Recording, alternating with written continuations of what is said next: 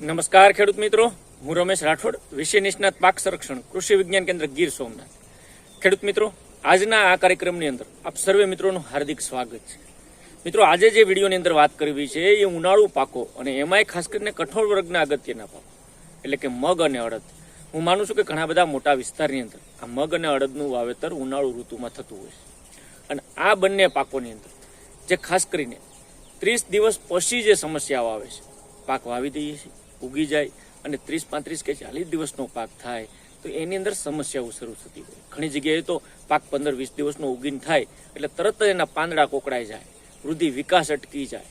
અને ખાસ કરીને અહીંયા ફોટોગ્રાફની બતાવું છું એ રીતના પાંદડા ભેગા થઈ ગયા હોય, ઉપરની નવી કુણપ નીકળે એ જે કહેવાય કે તંદુરસ્ત ન નીકળતી હોય, એટલે આ વૃદ્ધિ વિકાસ અટકી જવો, પાકની અંદર રોગ અને જીવાતનું આક્રમણ થવું. તો આ જે કાળજી છે અને એમાંય ખાસ કરીને મગ અને અડદના પાકની અંદર આ 30 દિવસ પછી કયા પ્રકારના ડોઝ મારવા જોઈએ, કયા પ્રકારની દવાઓનો ઉપયોગ કરવો જોઈએ અને કઈ રીતના આપણે કયા વોટર સોલ્યુબલ ખાતરોનો ઉપયોગ કરી અને મગ અને અડદનું સારામાં સારું ઉત્પાદન લઈ શકીએ એની સવિસ્તારથી આ વિડીયોની અંદર વાત કરવી છે. તો મિત્રો, આ પાકો વાવતા દરેક ખેડૂત મિત્રોને આ જાણકારી ખૂબ ઉપયોગી થશે. એના માટે વિડીયો પૂરેપૂરો જોજો, સ્ક્રિપ્ટ નહીં કરતા વિડીયોને પૂરી સમજવાની કોશિશ કરજો. 8-10 મિનિટની અંદર હું તમને આ બંને પાકોની અંદર આવતા આ જીવાતોનો અને અત્યારની ઉનાળુની આ ખાસ કરીને માર્ચ મહિનાની આ પરિસ્થિતિમાં આપણે સારી રીતે નિયંત્રણ કેમ કરી શકીએ એની સવિસ્તારથી વાત કરશું. વાત શરૂ કરવું પહેલાં આપ સર્વને ખાસ વિનંતી કે આપ આ ચેનલની અંદર નવા હો, હજી સુધી મારી આ યુટ્યુબ ચેનલ સબસ્ક્રાઈબ ન કરી હોય તો ચેનલને સબસ્ક્રાઈબ કરી લો. ચેનલને સબસ્ક્રાઈબ કર્યા બાદ આ ઘંટડીનું નિશાન જે આવે ત્યાં ક્લિક કરી જો, એટલે ઓલ નોટિફિકેશન આવે ને તમામ પ્રકારના વિડીયો અહીંથી જે પણ મૂકવામાં આવે તમને સમયસર મળતા થાય અને તમે એનો ઉપયોગ કરીને ખેતીને કંઈક સમૃદ્ધિ લાવી શકો. તો મિત્રો, વાત ખાસ કરીને આજ જે કરવી છે મગ અને અડદ જેવા પાકોની અંદર ખાસ કરીને 30-35 દિવસના પીરિયડની અંદર જે સમસ્યાઓ આવતી એ સમસ્યા પાછળના ઘણા કારણો હોય. કારણ કે હવે શિયાળુ ઋતુ પૂરું થઈને ઉનાળાની શરૂઆત થતી હોય, એટલે આમ જોઈએ તો રાત્રે ઠંડુ વાતાવરણ હોય પરંતુ દિવસ દરમિયાન ભયંકર ગરમી પડતી હોય છે, ટેમ્પરેચર ખૂબ વધી જતું હોય. એટલે આ ઠંડી અને ગરમીના જે તાપમાનના ફેરફારો છે અને વાતાવરણના જે બાહ્ય ફેરફારો છે એ પણ આ જીવાતોની અંદર એટલે કે પાકના વૃદ્ધિ વિકાસમાં અથવા પાકની અંદર જીવાતોના નુકસાનની અંદર ક્યાંક ને ક્યાંક અસર કરતી હોય. એટલે ઠંડી અને ગરમીનું આ જે તાપમાનનો ફેરફાર છે એ પણ ખૂબ સારી રીતે આપણે જાણવું પડે. બીજું, અત્યારે જે સમસ્યા મોટાભાગે દેખાય એ પાંદ કોકડાવાની સમસ્યા છે. મગ કે હોય કે અડદ હોય, જ્યાં વાવેતર થઈ ગયા છે, ઘણી જગ્યાએ લેટ વાવેતર પણ થતું હોય છે, એના સમસ્યાઓ આવશે. પણ જ્યાં થોડુંક વહેલું વાવેતર થઈ ગયું એના પાંદડા કોકડાઈ જાય છે, પાંદડામાંથી વૃદ્ધિ વિકાસ નથી થતી. એટલે એના માટે હું માનું છું ત્યાં સુધી થ્રિપ્સ અને સફેદ માખીનો એટેક ભયંકર હોઈ શકે. પાંદડું ઉલટાવવાનું છે, પાંદડા નીચે જોઈશો એટલે થ્રિપ્સ ઝીણી થ્રિપ્સ દેખાશે અથવા તો સફેદ માખીનું નુકસાન દેખાશે. અને પાંદડું ઉપરથી કોકડાઈ ગયેલું હશે, નવી કુણપ નીકળે છે એ પણ કોકડાઈ ગયેલી હશે, પાંદડું સાઈડોમાંથી પણ વળી ગયેલું હશે. તો માની લઈએ કે આ થ્રિપ્સ અને સફેદ માખીનું નુકસાન છે. આ નુકસાનને ઓળખ્યા પછી આપણે એના નિયંત્રણનું પહેલું પગલું જ્યારે ભરવાનું હોય ત્યારે મારી ખાસ વિનંતી હોય કે પહેલાં તો પ્રાકૃતિક રીતે જો નિયંત્રણ થતું હોય તો એ કરવું જોઈએ. અને એની અંદર ખાસ કરીને નિમાસ્ત્રનો ઉપયોગ કરી શકાય, 10 પાણી અર્કનો ઉપયોગ કરી શકાય અથવા અગ્નિઅસ્ત્ર કે બ્રહ્માસ્ત્ર જેવા ઘટકો જે પ્રાકૃતિક ખેતીના છે એનો ઉપયોગ કરીને આ જીવાતને નિયંત્રણ આપણે મિત્રો સામાન્ય રીતે કરી શકીએ. બીજું પગલું આવે કે જેને ઓર્ગેનિક કહીએ અથવા જૈવિક કહીએ, અને એની અંદર વારંવાર ભલામણ કરતો હોય કે નીમ ઓઇલ, એઝાડિરેક્ટિન 1500 ppm 15 લીટરના પંપની અંદર 60 ml નાખી અને સાંજના સમયે જમીનમાં જ્યારે પૂરો ભેજ હોય ત્યારે છંટકાવ કરી દઈએ, સારામાં સારા નિયંત્રણ મળશે. એના સિવાય બીજી બેવેરિયા બાજરા નામની જૈવિક જંતુનાશક દવા એક પંપની અંદર 15 લીટર પાણીમાં 80 થી 100 ગ્રામ નાખી સાંજના સમયે પૂરો ભેજ હોય ત્યારે સ્પ્રે કરીએ, ખૂબ સારા નિયંત્રણો મળશે. તો આ એક જૈવિક રીતે પણ નિયંત્રણ કરી શકાય. ત્રીજી વસ્તુ આવે કેમિકલ.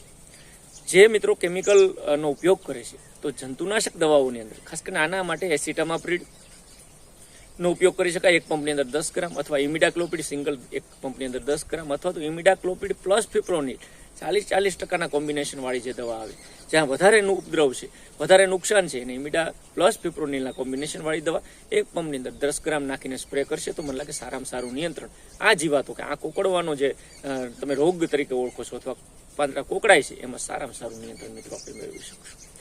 બીજી જે પરિસ્થિતિ પેદા થતી હોય એ ખાસ કરીને મોટી તકલીફ એ થતી હોય કે ઘણી વખત વૃદ્ધિ અને વિકાસ અટકી જતો હોય. કારણ કે જીવાત આવે એટલે પહેલું કામ જીવાતો એને પાકને અંદરથી પાનમાંથી ખોરાક લઈ પાનને કોકડાવી દે અથવા પાનનો વૃદ્ધિ વિકાસ અટકાવે, એટલે જનરલી પાકનો પણ તંદુરસ્તી ઘટતી હોય અથવા વૃદ્ધિ વિકાસ અટકતો હોય. તો એના માટે જ્યાં પાક નબળો લાગે છે પહેલો આ જંતુનાશક દવાનો કે જે જીવાત નિયંત્રણનો ડોઝ મારીને તરત જ આપણે એના માટે બુસ્ટિંગ ડોઝ દઈએ કે જે વૃદ્ધિને વિકાસમાં ઉપયોગી છે. એના માટે ખાસ જે મગ અને અડદ જ્યાં 20, 25 કે 30 દિવસના થયા છે એને પહેલો ડોઝ 19-19-19 વોટર સોલ્યુબલ ખાતર NPKના ગ્રેડવાળું એક પંપની અંદર 80 થી 100 ગ્રામ અને તેની સાથે ઇફકોનું સાગરિકા જે સીવીડ એક્સ્ટ્રેક્ટ બેઝ છે. હું ઘણી વખત આની ભલામણ બહુ કરું છું મિત્રો. ગયા વર્ષે ઘણા બધા રિઝલ્ટ પણ ખૂબ સારા મળ્યા. આપણે ટ્રાય કરીએ તો આ સીવીડ બેઝ એક્સ્ટ્રેક્ટ જે સાગરિકાના સ્વરૂપમાં ઇફકો બનાવે છે એક પંપની અંદર 50 ml એટલે 100 ગ્રામ 19-19 50 ml સાગરિકા આ બંને કોમ્બિનેશન કરીને પણ સારો ડોઝ મારી શકીએ.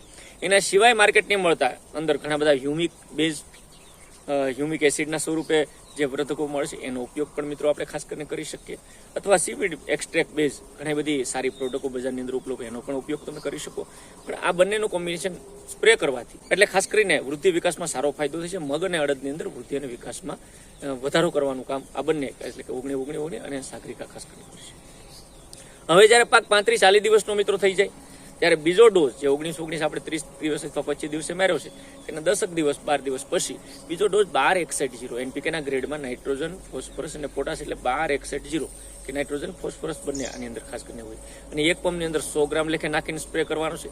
તેની સાથે ખાસ કાળજી લઈએ મિક્સ માઇક્રોન્યુટ્રન ગ્રેડ 4 બજારની અંદર જે ઉપલબ્ધ હોય તો આ મિક્સ માઇક્રોન્યુટ્રન ગ્રેડ 4 વાળું ખાસ ઉપયોગ કરી અને એનો પણ પંપમાં 25 થી 30 ગ્રામ લેખે નાખીને સારું સ્પ્રે કરવાથી પણ ખૂબ સારા નિયંત્રણો મિત્રો મળશે. આની અંદર જીવાત નિયંત્રણ થઈ જાય પછી જે આ ડોઝ આપીએ છીએ બુસ્ટિંગ ડોઝ અથવા વૃદ્ધિ વિકાસ ડાળીઓ ફોડવા માટે એટલે 19-19 સાગરિકા પછી 12-61-0 અને મિક્સ માઇક્રોન્યુટ્રન ગ્રેડ 4.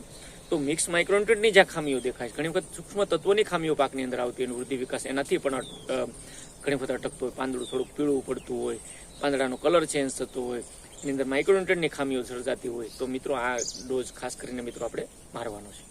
હવે ધીમે ધીમે જ્યારે આ બંને પાકોની અંદર મગ અને અડદમાં ફૂલ અવસ્થામાંથી ધીમે ધીમે સિંગ બંધાવાની શરૂ થાય છે ત્યારે આપણે ખાસ કરીને એક ડોઝ એને જે મારીએ છીએ ત્રીજો વોટર સોલ્યુબલનો ડોઝ એ 0-52-34.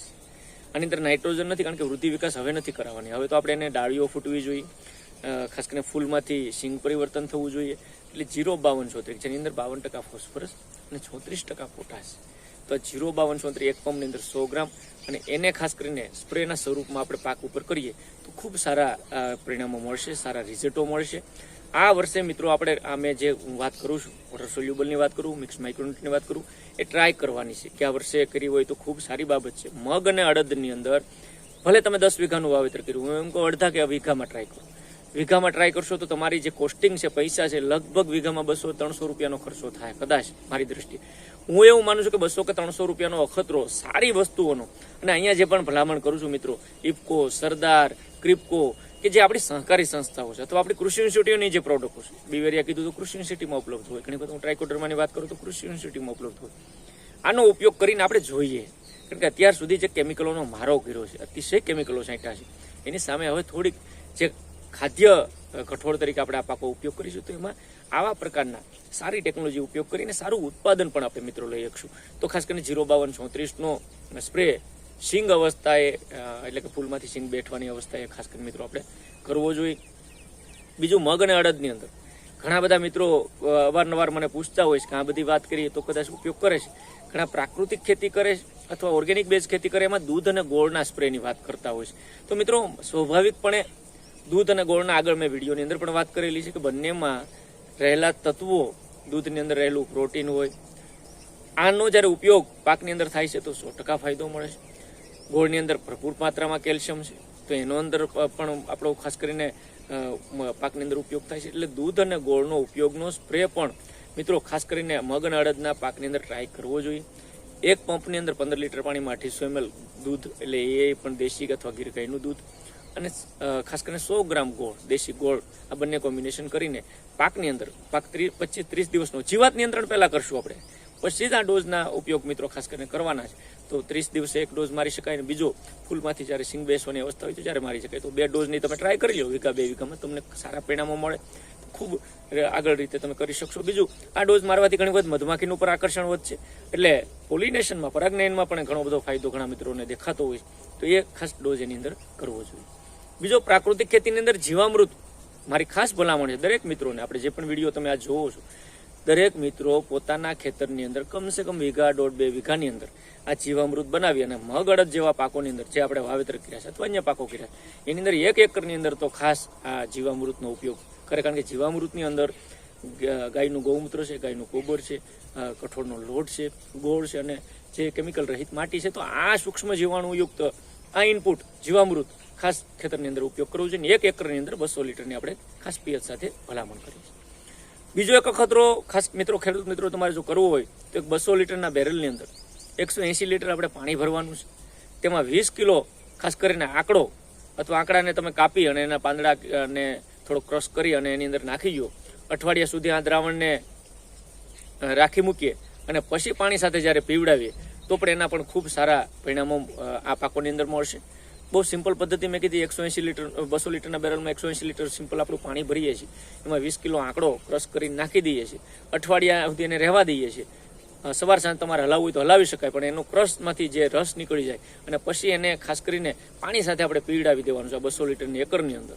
તો એની અંદર ભરપૂર માત્રામાં પોટાશ અને કેલ્શિયમ હોય આંકડાની અંદર. એટલે તમારા પાકને એક નવું જીવતદાન મળશે, પાક બુસ્ટિંગ થશે, ખૂબ સારા પરિણામો મળશે. આપણે ટ્રાય કરવાની છે. આ બધું મફતના ઈલાજ એટલા માટે કહું છું કે હવે પછીનો સમય કેમિકલમાંથી મુક્તિ મેળવવાનો છે, જમીનને બચાવવાનો, જમીનના તંદુરસ્તી માટે કામ કરતા હોઈએ તો આ ડોઝ પણ મિત્રો ખાસ કરીને ટ્રાય કરજો. તો આજે જે આખી મેં તમને વાત કરી એ વાત કરી મગ અને અડદની અંદર 40 દિવસ આજુબાજુ જ્યારે થઈ જાય એટલે એ સમયગાળાના પસાર થતા હોય ત્યારે એની અંદર વૃદ્ધિ અને વિકાસ માટે, જીવાતોના નિયંત્રણ માટે વોટર સોલ્યુબલ ક્યાં ક્યાં ઉપયોગ કરવા જોઈએ એ બધી જ વાતો આ વિડીયોની અંદર કરી. મિત્રો, મને લાગે આ વિડીયો તમને ગમશે, ઉપયોગી થશે અને આ વિડીયો જો તમને ગમે તો એને આગળ લોકોને શેર પણ કરી દેજો અને જે પણ તમને પરિણામ મળે એની કોમેન્ટ પણ કરજો. તો મિત્રો, આજના વિડીયોની અંદર એટલું જ. ફરી પાછા મળશું એક નવા વિષય સાથે, નવી માહિતી સાથે. ત્યાં સુધી મારી સાથે જોડાયેલા રહેજો. આપ સર્વે મિત્રોનો ખૂબ ખૂબ આભાર. ધન્યવાદ.